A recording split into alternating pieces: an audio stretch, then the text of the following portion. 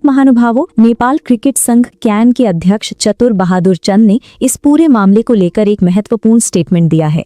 उनके बयान के बाद इस विषय पर चर्चा और बहस तेज हो गई है। खबर ये भी है कि कैन ने 4 टेस्ट नेशन देशों से सीरीज खेलने के लिए रिक्वेस्ट की थी, लेकिन नेपाल के साथ खेलने में इच्छुक होने के बावजूद वे कंट्रीज अग्रीमेंट तक नहीं पहुंच पाई। हालांकि एक देश ने नेपाल के साथ खेलने की इच्छा जरूर दिखाई है, लेकिन उसका कंफर्मेशन अभी आना बाकी है। भाई साहब, पहले पिछली मुलाकातों की बात करते हैं।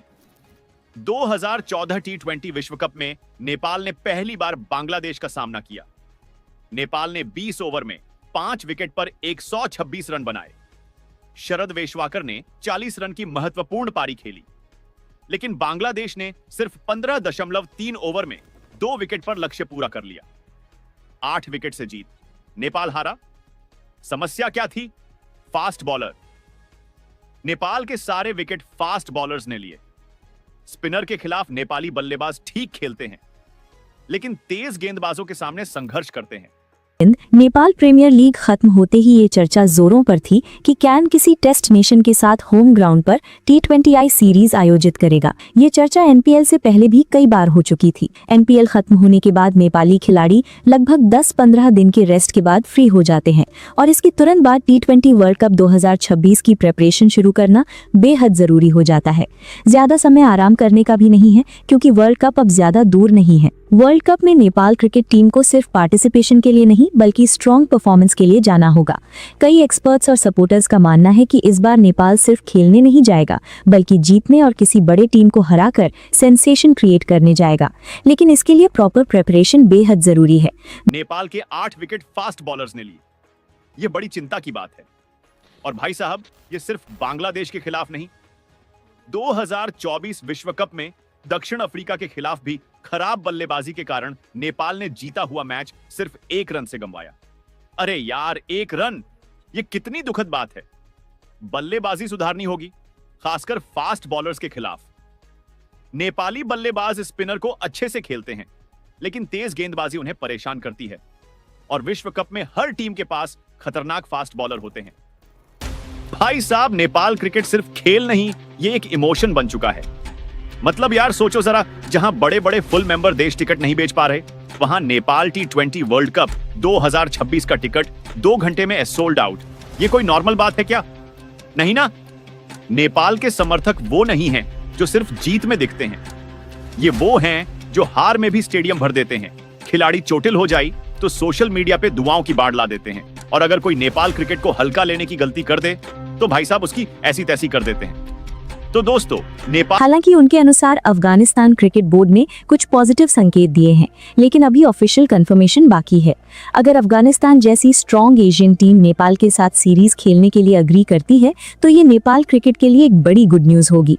अफगानिस्तान ने हाल के वर्षों में कई बड़े टीम्स को टक्कर दी है। ऐसे में उनके खिलाफ खेलना नेपाल के लिए बहुत फायदेमंद साबित हो सकता है। दर्शक वृंद, फैंस की एक बड़ी एक्सपेक्टेशन इंडिया से भी रही है। बहुत से लोग चाहते थे कि बीसीसीआई कम से कम इंडिया ए या इंडिया बी टीम के साथ नेपाल को सीरीज खेलने का मौका दे। अगर ऐसा होता तो नेपाली खिलाड़ियों को इमेंस एक्सपोजर मिलता और वे बहुत कुछ सीख पाते। लेकिन सपोर्टर्स का कहना है कि बीसीसीआई ने इस बार भी नेपाल को सपोर्ट नहीं किया। ये फैंस की राय है, मेरी नहीं। पहले भी। अब 2024 विश्व कप की बात करते हैं। भाई साहब, यह मैच तो नेपाल जीत सकता था।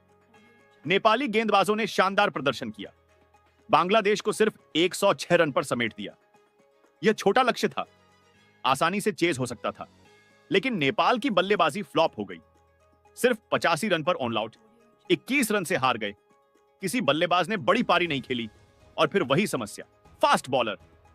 तंजिम हसन साकिब ने 4 ओवर में 2 मेडन डालकर सिर्फ 7 रन देकर 4 विकेट ली।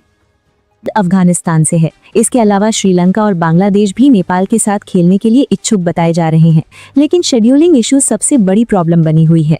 आयरलैंड, जिम्बाब्वे जैसे देशों के साथ भी टॉक्स हुई थी, लेकिन कोई ठोस नतीजा सामने नहीं आया।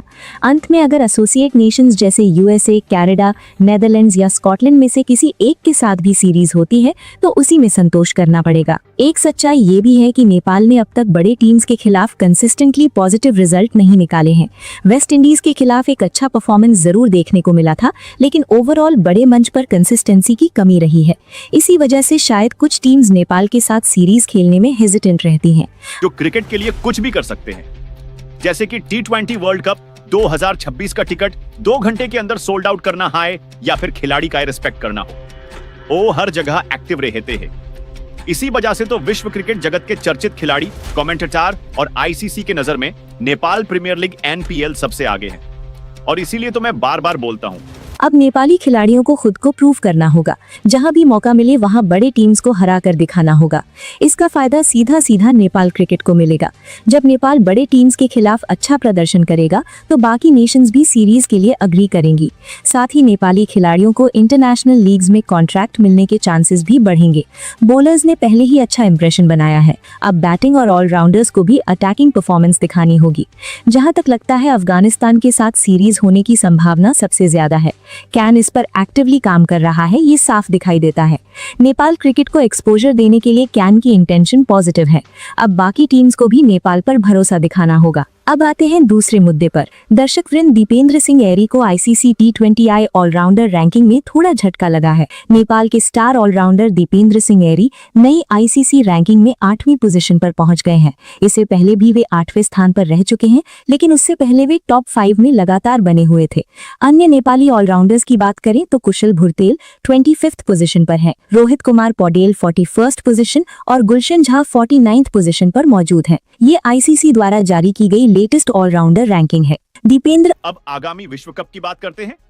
नेपाल फिर से ग्रुप सी में है, इंग्लैंड, वेस्ट इंडीज, बांग्लादेश और इटली के साथ।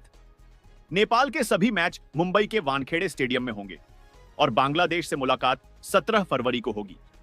भाई साहब, बांग्लादेश की टीम में फिर से तंजिम हसन साकिब, मुस्तफिजुर रहमान, तस्किन अहमद जैसे खतरनाक तेज गेंदबाज हैं। इंग्लैंड और वेस्ट इंडीज में भी विश्व स्तरीय फास्ट बॉलर हैं। नेपाल को उनका सामना करना होगा और अगर जीतना है तो फास्ट बॉलर्स को अच्छे से खेलना होगा। अब भी नेपाल के नंबर 1 ऑलराउंडर हैं और टॉप 10 में बने रहना अपने आप में बड़ी उपलब्धि है। अंत में हम नेपाल क्रिकेट टीम और कैन को बेस्ट विशेस देना चाहेंगे। वर्ल्ड कप बेहद करीब है और प्रिपरेशन का समय बहुत कम है। उम्मीद है कि कैन जल्द से जल्द कोई सीरीज ऑर्गेनाइज करेगा और नेपाली खिलाड़ियों को जरूरी एक्सपोजर मिलेगा। आप भी नेपाल क्रिकेट टीम को कमेंट बॉक्स में बेस्ट ऑफ लक जरूर कहिए।